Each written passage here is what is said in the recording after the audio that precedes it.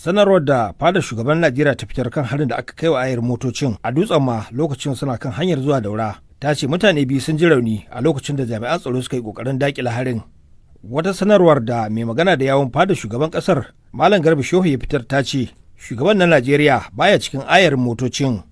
Garba Shehu ya ce maharan da ba a tantance ko su wane ne ba sun yi wa ayarin kwanton bauna kuma sun buɗe wa jami'an tsaro wuta. Sai dai ya ce jami'an da ke tsaron lafiyar shugaban ƙasa sun yi nasarar kare kansu kuma sun kora maharan. Tawagar jami'an da ke cikin ayarin ta kunshi 'yan sanda da sojoji da kuma jami'an tsaro na DSS. Cikin jami'an da aka kai wa harin akwai masu kare lafiyar shugaban ƙasa da masu masa hidima da kuma 'yan jarida.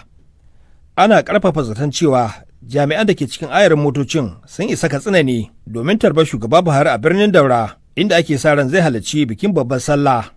Katsina na cikin jihohin da 'yan bindiga ke kaiwa hare-hare akai-akai. Ɗaruruwan jama'ar jihar sun rasa rayukansu inda aka kuma sace dubbansu a wannan jihar tunda shugaba Buhari wanda ɗan asalin jihar ne ya zama shugaban ƙasa.